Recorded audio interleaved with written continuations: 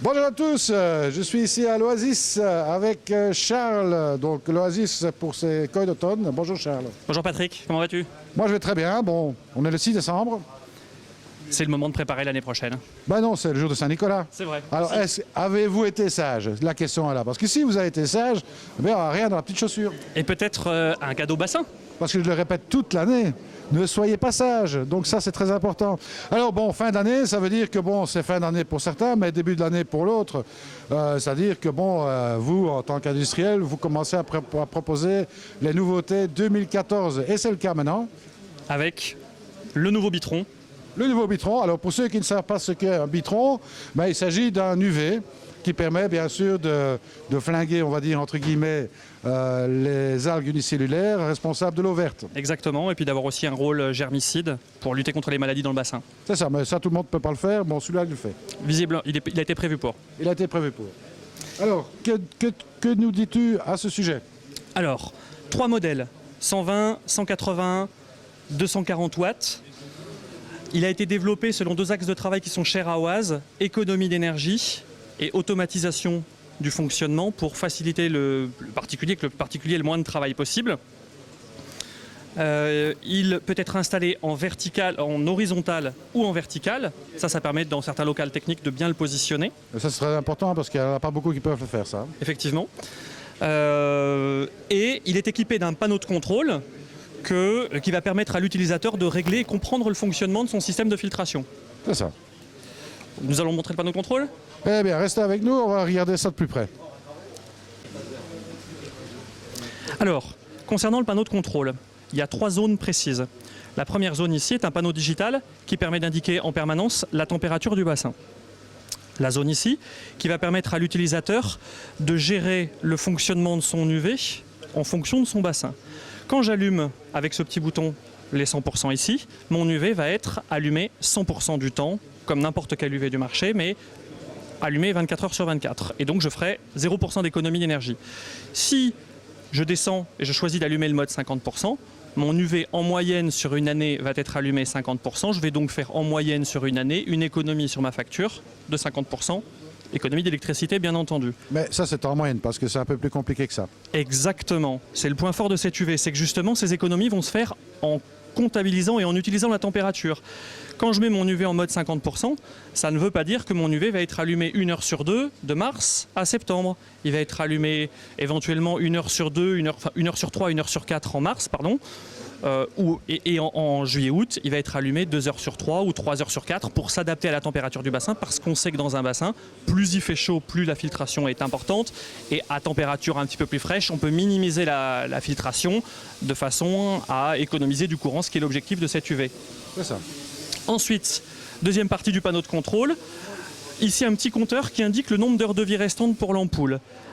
Quand j'ai les 4 diodes allumées, mon ampoule a 100% de durée de vie encore utile. Quand j'ai plus que 2 diodes allumées, mon ampoule n'a plus que 50%. Et quand j'ai plus de diodes allumées, c'est que mon ampoule est fatiguée, il est temps de la remplacer. Mes ampoules sont fatiguées, il est temps de les remplacer. Donc là, on est bien dans le cadre de la facilité d'utilisation, puisque bon, il ne faut pas réfléchir. C'est l'appareil qui dit quand il faut changer la lampe. C'est l'appareil qui travaille pour vous.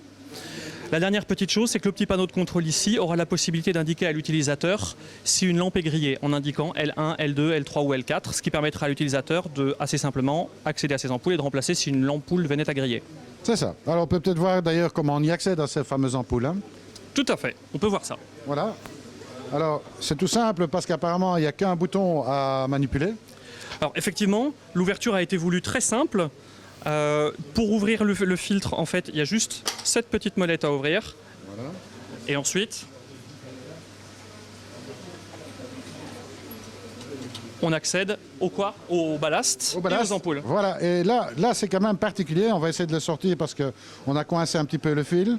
Donc vous voyez ici, en fait, ce que je montre ici sont vraiment les ampoules. Alors voilà, donc ici, en fait, particularité, c'est que on a sorti les lampes.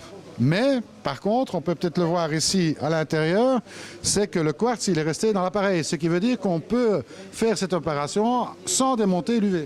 Exactement. On peut démonter son ballast sur son UV et laisser le quartz à l'intérieur et du coup laisser la pompe branchée qui alimente le filtre en permanence. Et ça, c'est un grand confort, je pense. Je pense aussi parce que ça aide à la simplicité. Hein. Donc, bon, pour la simplicité aussi, ce qu'on peut remarquer, bon, il y a une entrée, bien entendu, et 2 sorties. 2 sorties, effectivement, parce que ça, c'est un système qui est cher à Oise. Hein. Une entrée de sortie, ça permet de faire passer une partie de l'eau en direct sur le système de filtration et une partie de l'eau beaucoup plus lentement pour avoir un meilleur rendement, une meilleure efficacité de l'UV en fait. Alors, il y a un petit appareil ici qui permet de réguler, en fait, je ne sais pas si on peut le voir bien à l'écran, un petit appareil qui permet de réguler ses débits. Tu es très observateur Patrick. Il y a ce petit diaphragme en fait qui va ajuster la quantité d'eau qui va en direct et la quantité d'eau qui passe sur l'UV toujours en permanence en fonction de la pompe pour rester dans le rendement optimum. Alors ici, on est dans une configuration maximale, on va dire. Donc on peut remarquer qu'il y a les fameuses lampes. Donc ici, il y a 3 unités qui sont installées. 3 ampoules de 60 watts développées en collaboration avec Philips. Donc c'est vraiment des ampoules spécifiques qui ont un point fort, c'est qu'elles ont une durée de vie de 12 000 heures, ce qui fait quand même 50% de plus que des PLS traditionnels qu'on peut trouver chez Philips. Donc on va les remplacer moins souvent.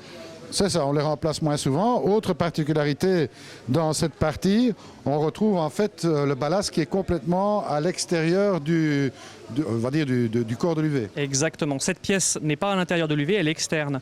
Et ça a 2 avantages. Elle est externe et la partie électrique est encapsulée.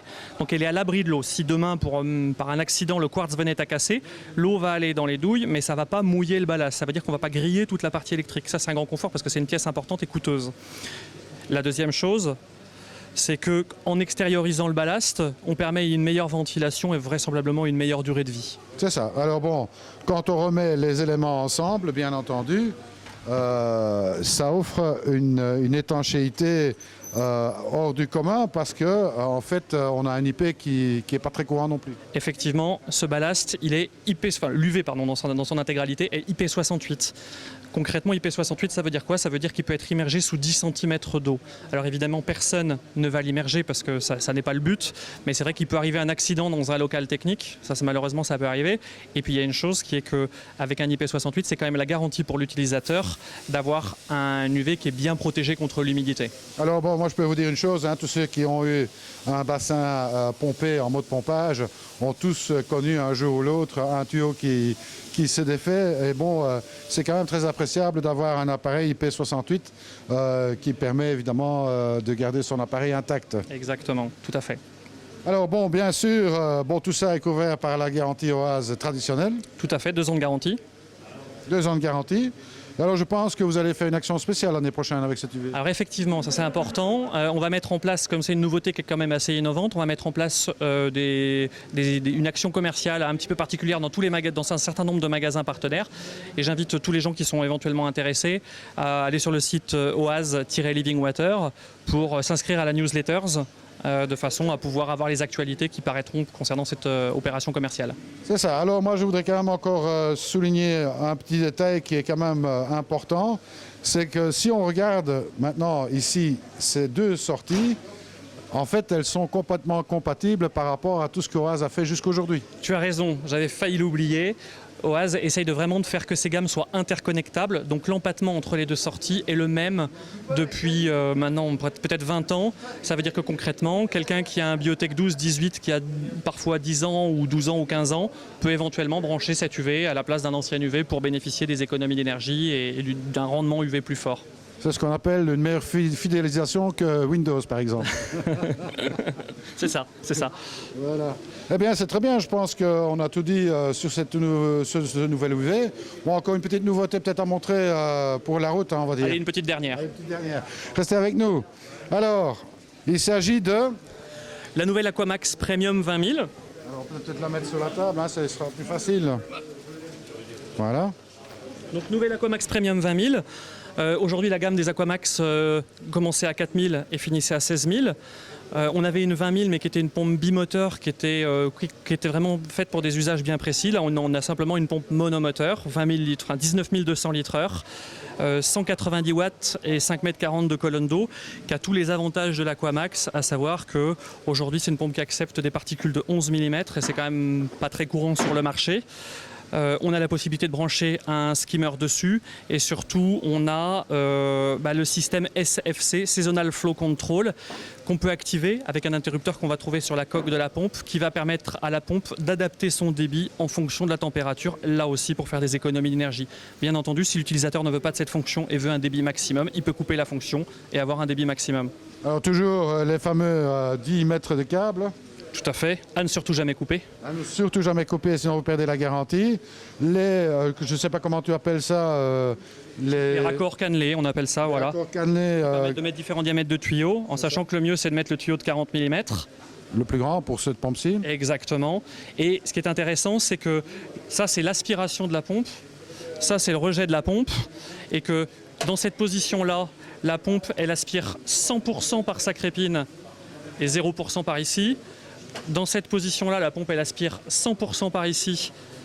Oui, c'est ça, 100% par ici et 0% par la crépine. Et que si on veut, on peut répartir le flux d'aspiration pour aspirer un petit peu, par exemple, dans un skimmer ou un satellite en option et un petit peu dans la crépine. L'utilisateur peut paramétrer ça comme il le souhaite. Exactement. Donc, facilité d'emploi, genre plug and play, on va dire. Exactement. Il n'y a rien de plus simple à installer qu'une Aquamax. Facile à démonter, toujours les mêmes principes. Le système de clips, le même principe que ce qu'on a vu sur le Bitron.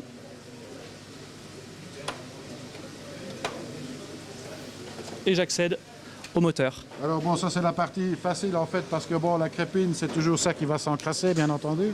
Donc facile à nettoyer, un petit coup de gel là-dessus et au revoir, bonsoir, merci d'être venu. Exactement. Et puis là on voit l'interrupteur donc qui permet de choisir le mode d'ajustage du débit en fonction de la température. Et puis ne pas oublier que ces pompes peuvent aussi être installées à sec, hors du bassin dans un local technique enterré, et qu'on peut réutiliser à sec les fixations qui sont à l'intérieur pour qu'elles soient fixées par exemple dans un local technique. On a même pensé à mettre des petits cils en bloc en caoutchouc parce qu'on sait qu'à sec une pompe peut être un petit peu brillante, donc grâce aux cils en bloc en caoutchouc on n'a aucun bruit. Ah ben voilà, je te remercie Charles pour toutes ces explications. Bon, on fera un petit coucou à Philippe par la même occasion. Et puis, il sera content. Nous, je dis, on arrive tout doucement à la fin de l'année. Bon, je pense qu'on peut leur dire. Hein. Ah ben, on vous souhaite à tous et à toutes une très bonne année aquatique. Très bonne année. Très bonne année aquatique pour toi aussi. Merci Patrick. Que ça se passe bien. Et puis, moi, je vous dis à très très bientôt. Et si vous voulez que le Père Noël passe, un conseil, surtout, ne soyez pas sage. À très bientôt. Salut.